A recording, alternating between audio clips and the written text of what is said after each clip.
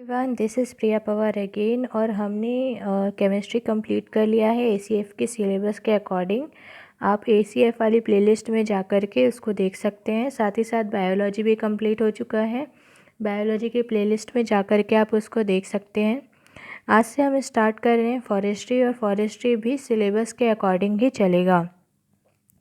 तो जब आप फॉरेस्ट्री का सिलेबस देखते हैं छत्तीसगढ़ राज्य वन सेवा में, तो उसमें जो पहला टॉपिक है वो है सिल्वीकल्चर।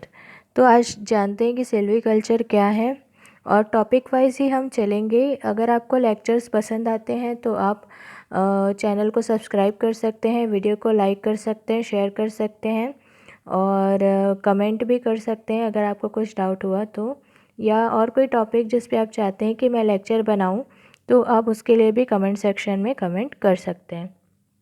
तो चलिए स्टार्ट करते हैं आज का पहला टॉपिक, जो कि है सिल्वीकल्चर। हम फॉरेस्ट्री स्टार्ट कर रहे हैं। फॉरेस्ट्री मतलब वानिकी, और सिलेबस के अकॉर्डिंग पहला टॉपिक सिल्वीकल्चर है।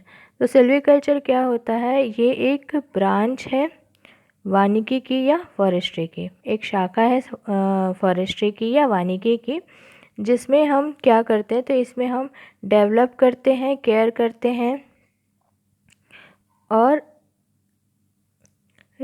रिप्रोडक्शन इन्वॉल्व होता है टिम्बर का। टिम्बर एक टाइप का वुड है, उसको रिप्रोड्यूस करने का काम होता है सिल्वीकल्चर में। और इसी में बहुत अलग अलग शाखाएं भी इन्वॉल्व होती हैं फॉरेस्ट साइंस की, जैसे कि वन संरक्षण या फॉरेस्ट प्रोटेक्शन, मेंस्योरेशन, और fertilization, forest economics and forest management.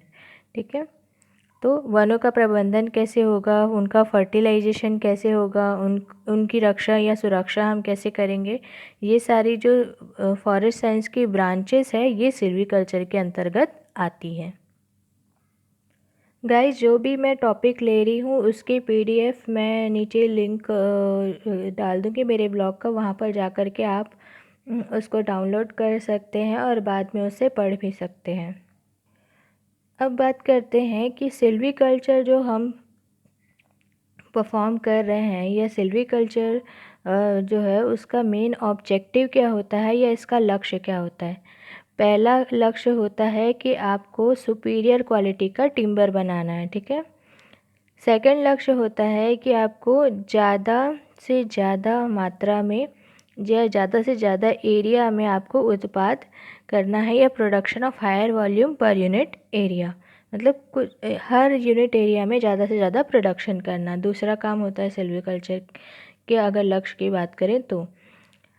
तीसरा काम होता है कि आप इकोनॉमिकली वैल्यूएबल जो स्पीसीज़ है उसका उत्पादन करें, या इकोनॉमिकली या कहा जाए कि जिसकी ज़्यादा इकोनॉमिकली वैल्यू हो, ऐसे स्पीसीज़ का उत्पादन करना या प्रोडक्शन करना।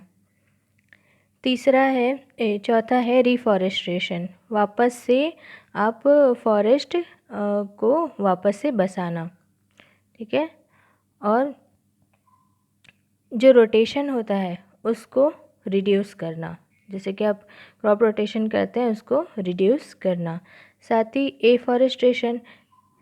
एफॉरेस्टेशन मतलब नए फॉरेस्ट लगाना, और रिफॉरेस्टेशन मतलब जो फॉरेस्ट अभी हट चुके हैं वापस से उनको रिन्यू करना। ठीक है। दो कॉन्सेप्ट हमने सीख लिया, एक रिफॉरेस्टेशन और दूसरा एफॉरेस्टेशन। एफॉरेस्टेशन मतलब नए वन लगाना, और रिफॉरेस्टेशन मतलब जो पहले से वन जो है जिनकी स्थिति में सुधार की ज़रूरत है, या पहले से जो फॉरेस्ट है जिनकी कंडीशन हमको इम्प्रूव करनी है उसमें करना, तो उसको कहते हैं रिफॉरेस्टेशन। इंट्रोडक्शन ऑफ एक्सोटिक्स मतलब ऐसे जो नए स्पीसीज़ हैं उनको इंट्रोड्यूस करना। तो लगभग हमने कितने इसके मेन जो ऑब्जेक्टिव देख लिए, तो हमने 7 ऑब्जेक्टिव देख लिए। पहला, इकोनॉमिकली वैल्यूएबल आपको जो स्पीसीज़ है उसको लगाना है। दूसरा, सुपीरियर क्वालिटी का टिम्बर बनाना है। साथ ही पर यूनिट एरिया में जो वॉल्यूम है प्रोडक्शन का उसको बढ़ाना है। साथ ही एक्जॉटिक स्पीसीज़ है उनको इंट्रोड्यूस करना है, एफॉरेस्टेशन करना है, रिफॉरेस्टेशन करना है और रोटेशन को रिड्यूस करना है। ये हो गए 7 ऑब्जेक्टिव जो सिल्वीकल्चर के हैं। तो हमने पहले देख लिया कि सिल्वीकल्चर क्या होता है, साथ ही हमने देख लिया कि उस सिल्वीकल्चर जो हम करते हैं उसका मेन एम क्या होता है। तो अब देखते हैं कि कौन कौन से टाइप्स ऑफ प्लांट हैं वो इन्वॉल्व होते हैं सिल्वीकल्चर में। देखिए, सबसे पहले टाइप्स ऑफ प्लांट हमने देखा। तो टाइप्स ऑफ प्लांट में कौन कौन से होंगे? हर्ब्स। हर्ब्स मतलब होते हैं छोटी छोटी औषधियाँ जिनसे बनती है, जैसे कि आप मेडिसिनल प्लांट्स ले लीजिए, तुलसी एक्सेट्रा, तो ये आ गए हर्ब्स में। दूसरे आते हैं क्रीपर। क्रीपर जैसे कि मनी प्लांट आपने देखा होगा, या आप वाटरमेलन देख सकते हैं। वाटरमेलन की जैसे बेल जिसकी होती है ना, उनको कहते हैं क्रीपर्स, ठीक है, जो हॉरिजॉन्टली स्प्रेड होते हैं। हर्ब्स कौन से होते हैं? जिनकी स्टेम जो होगी वो क्या होगी? ग्रीन होती है और टेंडर होती है, मतलब सॉफ्ट होती है, और 1 मीटर की हाइट तक ही जो जाते हैं। देखिए, ये वाला अगर आप कॉन्सेप्ट समझ लेते हैं तो कहीं ना कहीं एग्रीकल्चर वाले पोर्शन में भी आपको मदद मिलेगी, तो इसलिए इसको एकदम ध्यान से पढ़िएगा। तो पहले हमने क्या देखा? क्रीपर। क्रीपर जो हॉरिजॉन्टल मतलब होता है ऐसे, इस तरीके से बढ़ते हैं, जैसे कि आप मनी प्लांट एक्सेट्रा देख सकते हैं, तो इस तरीके से ये बढ़ते हैं। तो हॉरिजॉन्टली जो बढ़ेंगे उनको कहेंगे क्रीपर। हर्ब किसको कहेंगे? जिनकी जो स्टेम होगी वो ग्रीन कलर की होती है और सॉफ्ट होती है, ठीक है, और इनकी अगर हाइट देखा जाए तो लगभग 1 मीटर से ज़्यादा नहीं होती है।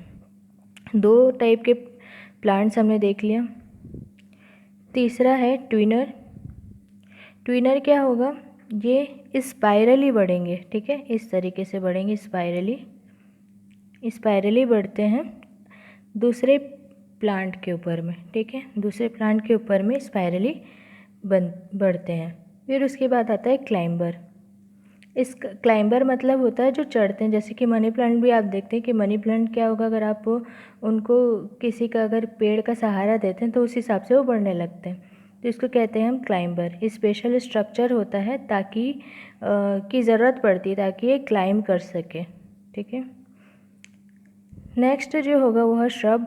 श्रब, इनकी जो स्टेम होती है वुडी होती है और ब्रांचिंग स्ट्रक्चर होती है, मतलब यहाँ से जैसे ये जो होगा ये ब्राउन कलर का होगा, वुडी होगा, साथ ही इनका ब्रांचेस होगी इस तरीके से, तो ये होता है श्रब, ठीक है। और हाइट इनकी ट्री से कम होती है, मतलब सबसे पहले क्या आएंगे? हर्ब, हर्ब के बाद आएंगे श्रब, श्रब के बाद क्या आएंगे? ट्रीज़, ठीक है। अब देख लेते हैं कि ट्री क्या होता है। अब ये जो श्रब है इसकी भी हाइट देख लीजिए, ये 6 मीटर से ज़्यादा नहीं होती है इनकी हाइट श्रब की। अब बात करते हैं ट्री। ट्री का क्या होगा? वुडी प्लांट होगा जिसमें सिंगल वेल डिफाइंड स्टेम होगी, जिसको हम कहते हैं तना, ठीक है। तो सिंगल वेल डिफाइंड या ट्रंक कहते हैं जिसको हम इंग्लिश में, और लेस डेफिनेट इनका होगा जो भी क्राउन है, मतलब लगभग 6 मीटर से ज़्यादा इनकी हाइट होती है यूजुअली अगर देखा जाए तो, ठीक है। और इसमें अगर देखा जाए तो ट्री की ग्रोथ भी ज़्यादा होगी और साथ ही साथ ट्री की जो एज है, जो लाइफ साइकिल है, वो भी ज़्यादा होती है। तो इस तरीके से हमने देख लिया टाइप्स ऑफ प्लांट में 5 टाइप्स। सबसे पहले देखा हर्ब। हर्ब में देखा कि इसकी स्टेम होती है, ग्रीन होती है, टेंडर होती है और उसकी हाइट 1 मीटर से ज़्यादा नहीं होती है। उसके बाद हमने देखा क्रीपर जो हॉरिजॉन्टली बढ़ते हैं, ठीक है। फिर उसके बाद हमने देखा श्रब। श्रब जिसकी वुडी स्टेम होती है, ब्रांचिंग स्ट्रक्चर होता है, हाइट ट्री से कम होती है, 6 मीटर से कम होती है मतलब। उसके बाद फिर हमने देखा क्लाइंबर। क्लाइंबर में स्पेशल स्ट्रक्चर की ज़रूरत होगी उसको बढ़ने के लिए। साथ ही देखा ट्विनर। ट्विनर ये स्पाइरली दूसरे जो ट्री है उसके अंदर ग्रो करेंगे। और लास्ट में देखा ट्री। तो ट्री में लार्ज वुडी प्लांट होगा और इसकी हाइट लगभग 6 मीटर से हमेशा ज़्यादा रहेगी। और ट्रंक होता है, इसकी एज भी ज़्यादा होती है, इसकी ग्रोथ भी ज़्यादा होती है। इस तरीके से हमने देख लिया 5 टाइप्स ऑफ प्लांट। अब बात करते हैं अगर फॉरेस्ट्री में रीजेनरेशन। रीजेनरेशन का मतलब होता है किसी भी चीज़ को वापस से रिन्यू करना, ठीक है। किसी भी अगर फॉरेस्ट से रिलेटेड बात कर रहे हैं तो फॉरेस्ट के किसी क्रॉप को नेचुरल या आर्टिफिशियल तरीके से रिन्यू करना, उसको कहते हैं रीजनरेशन। ठीक है। अब बात करते हैं टाइप्स ऑफ फॉरेस्ट्री। कौन कौन सी टाइप्स ऑफ फॉरेस्ट्री होती है, ये मोस्ट इम्पॉर्टेंट है, इसको याद रखिएगा। तो सबसे पहले देखिए सोशल फॉरेस्ट्री। अब सोशल फॉरेस्ट्री, सोशल जैसे हम जानते हैं सोशल का मतलब होता है समाज। तो सोशल फॉरेस्ट्री में आप फार्म फॉरेस्ट्री को ले सकते हैं, जैसे कि खेत में जो भी फॉरेस्ट लगाए जाएंगे। साथ ही एग्रो फॉरेस्ट्री हो सकती है। एग्रो फॉरेस्ट्री के साथ एक्सटेंशन फॉरेस्ट्री हो सकती है, और उसके साथ ही रिक्रिएशन और एस्थेटिक फॉरेस्ट्री हो सकती है। ये सारे टर्म्स आपको एज इट इज़ इसको याद रखना पड़ेगा। एक्सटेंशन फॉरेस्ट्री उसको कहेंगे, जैसे कि आप जैसे जाते हैं हाईवेज़ वगैरह में, तो साइड में जो ट्रीज़ लगे रहते हैं रोड साइड में, उसी को ही हम कहते हैं एक्सटेंशन फॉरेस्ट्री। और शेल्टर बेल्ट्स में लगे हुए या रेलवे ट्रैक के आसपास जो लगे होंगे उनको कहेंगे एक्सटेंशन फॉरेस्ट्री। तो सोशल फॉरेस्ट्री में क्या क्या देखिए, फार्म में जो ट्रीज़ लगे हैं वो, एग्रीकल्चरल लैंड में जो ट्रीज़ लगे हैं वो फॉरेस्ट्री के अंतर्गत आएंगे। और रिक्रिएशन और एस्थेटिक फॉरेस्ट्री मतलब ऐसी कोई जगह है जहाँ पर वापस से रिन्यूअल करने की ज़रूरत है, तो वहाँ पर रिक्रिएशन और एस्थेटिक फॉरेस्ट्री हो सकती है। साथ ही एक्सटेंशन मैंने बताया, जैसे कि रोड साइड में या शेल्टर होम्स है वहाँ पास में, या रेलवे ट्रैक्स के आसपास जो भी आप फॉरेस्ट लगा रहे हैं उसको एक्सटेंशन फॉरेस्ट्री कहेंगे। तो इस तरीके से हमने सोशल फॉरेस्ट्री देख लिया। सेकेंड टाइप की फॉरेस्ट्री जो होती है वो है कमर्शियल फॉरेस्ट्री। कमर्शियल फॉरेस्ट्री में क्या होगा, आप जो टिम्बर है उसको प्रोड्यूस करेंगे और अदर जो प्रोडक्ट है उसको प्रोड्यूस करेंगे जो बिज़नेस और एंटरप्राइज के लिए ज़रूरी है। ठीक है। और इसका एम क्या होता है, इसका एम होता है जो भी ज़रूरत है उनको पूरा करना। पर्टिकुलरली अगर इंडस्ट्री की बात करें, और इसमें इंडस्ट्रियल फॉरेस्ट्री भी इसको हम कहते हैं। तो कमर्शियल फॉरेस्ट्री को और क्या कहते हैं, इंडस्ट्रियल फॉरेस्ट्री करते हैं, और इसका मेन एम होता है इंडस्ट्रियल रिक्वायरमेंट को पूरा करना। साथ ही कमर्शियल फॉरेस्ट्री में क्या होगा, रिक्वायरमेंट के अनुसार टिम्बर को प्रोड्यूस करना और अदर प्रोडक्ट को प्रोड्यूस करना, ताकि आप इंडस्ट्रियल रिक्वायरमेंट को पूरा कर सकें। अब आता है प्रोटेक्शन फॉरेस्ट्री। ठीक है। क्या क्या देख लिया हमने, सोशल फॉरेस्ट्री, कमर्शियल फॉरेस्ट्री और प्रोटेक्शन फॉरेस्ट्री अब हम देख रहे हैं। प्रोटेक्शन फॉरेस्ट्री में क्या होगा,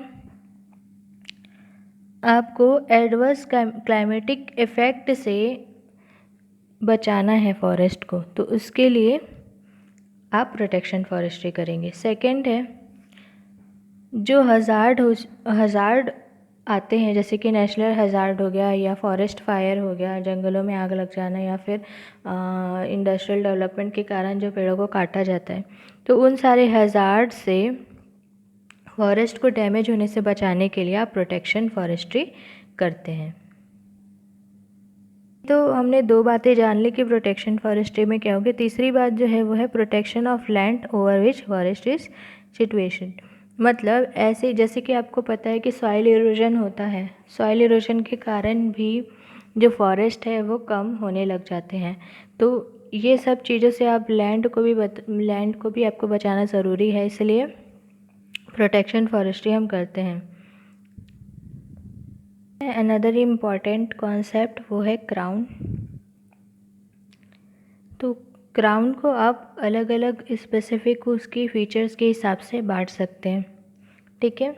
बिग क्राउन्स जो आपको मिलेंगे वो ओपन ट्रीज में मिलेंगे, और स्मॉल क्राउन आपको मिलेंगे डेंस फॉरेस्ट। डेंस फॉरेस्ट मतलब जहाँ पर घनत्व ज़्यादा हो ट्रीज़ का, तो वहाँ पर आपको स्मॉल क्राउन देखने को मिलेंगे। तो क्राउन्स को आप कैसे क्वालिफाई कर सकते हैं या क्लासीफाई कर सकते हैं, तो पहला है शेप एंड साइज़। अगर सिलिंड्रिकल शेप का होता है, कोनिकल शेप का होता है, कोनिकल मतलब इस तरीके से हो गया ये कोन शेप का, और सिलिंड्रिकल शेप का है मतलब इस तरीके से सिलेंडर का शेप का होगा, या स्फेरिकल मतलब स्फेरिकल शेप का जैसे कि बॉल शेप का होगा, या क्राउन डेवलपमेंट के हिसाब से आप इसको बांट सकते हैं। साथ ही मोड ऑफ ब्रांचिंग, ब्रांच कैसे निकल रही है, और shape and size of branch, उस हिसाब से आप इसको बांट सकते हैं। साथ ही लीफ के कलर या पत्तियों के कलर के हिसाब से भी आप इसको बांट सकते हैं। पत्तियों के कलर में मतलब जो लोअर पार्ट होगा साइडली क्या होगा, पेल होगा, मतलब थोड़ा कलरलेस होता है। साथ ही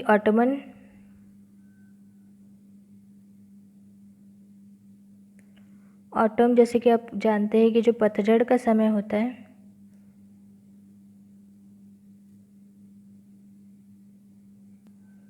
जैसे आप जानते हैं कि पतझड़ का समय होता है, उस समय में जो पत्तियां हैं वो ब्राउन कलर की हो जाती है, ठीक है। तो गिरने से पहले जो कलर होगा उसके हिसाब से भी क्राउन को आप बांट सकते हैं। साथ ही लीफ शेडिंग मतलब होता है कि पत्तियां गिरना, ठीक है। तो डेसिडियस फॉरेस्ट जैसे हमको जानते हैं, जो पर्णपाती जो वर्ण होते हैं डेसिडियस फॉरेस्ट होते हैं, उसमें एक एग्जाम्पल एकासिया, ठीक है, जिसको हम खैर का पेड़ भी कहते हैं। फिर लीफ शेडिंग के हिसाब से आप एवरग्रीन भी देख सकते हैं। एवरग्रीन में क्या होंगे, मैंग्रोव, जैसे कि मैंग्रोव फॉरेस्ट होते हैं इंडिया में। और लीफ साइज़ और टेक्सचर के हिसाब से भी आप क्राउन को बांट सकते हैं।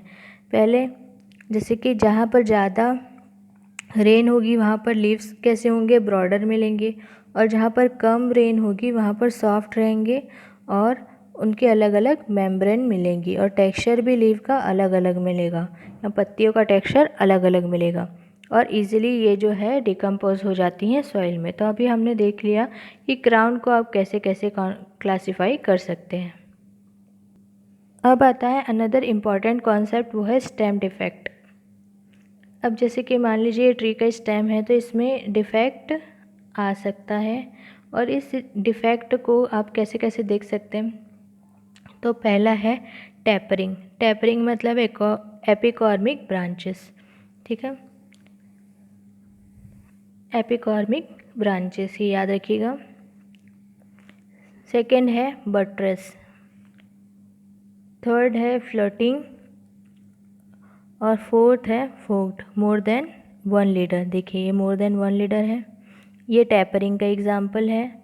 साथ ही बट्रेस मतलब ये देखिए यहाँ पर बहुत सारे स्टेम्स निकल रहे हैं अलग अलग। देखो फ्लटरिंग क्या होगा, इरेगुलर स्वेलिंग हो जाएगी और कॉम्प्लिकेटेड स्ट्रक्चर हो जाएगा ऑन द बेस, ठीक है, और just about the basal swells, तो इसको कहते हैं फ्लटिंग। और मोर देन 1 लीड रहा मतलब ये हो गया, ठीक है, ये फोक्ड हो जाता है। जैसे कि आपने कई बार बहुत सारी सोशल नेटवर्किंग साइट्स में देखेंगे तो उसमें कहते हैं फोक करके एक ऑप्शन रहता है, तो ये फोक मतलब यही हुआ कि मोर देन 1 लीड हो जाना, ये है फोक्ड। टेपरिंग मतलब एपिकॉर्मिक ब्रांचेस, टैप रूट आपने देखा होगा इस टाइप का, ठीक है, तो टेपरिंग ये हुआ। तो इस तरीके से क्या होगा कि अगर कोई प्रॉब्लम्स आती है, जैसे कि एडवर्स कंडीशन आ गई, एक्सेसिव लाइटनिंग हो गई, या फ्लड वगैरह आ गया, सूखा वगैरह पड़ गया, या फायर या सप्रेशन के कारण से अगर फॉरेस्ट को हार्म होता है तो उसमें स्टेम डिफेक्ट हमको देखने को मिलता है, और इस स्टेम डिफेक्ट का मैंने टाइप आपको बता दिया। सो गाइस कमेंट करके बताइएगा कि आपको लेक्चर कैसे लगा, और ये सीरीज़ कंटिन्यू चलते रहेगी, रोज़ लगभग 4 से 5 टॉपिक में कंप्लीट करवाऊँगी, और इससे धीरे धीरे आपका जो सब्जेक्ट है वो ओवरऑल कंप्लीट हो जाएगा। पूरा सिलेबस हम कंप्लीट करेंगे, एक भी चीज़ स्किप नहीं करने वाले हैं। कुछ टर्म्स में कोशिश करूँगी कि मैं हिंदी में भी बताऊँ, सो प्लीज़ स्टे ट्यून्ड, और देखते रहिए वीडियोस को और अपनी तैयारी कंटिन्यू रखिए। Thank you.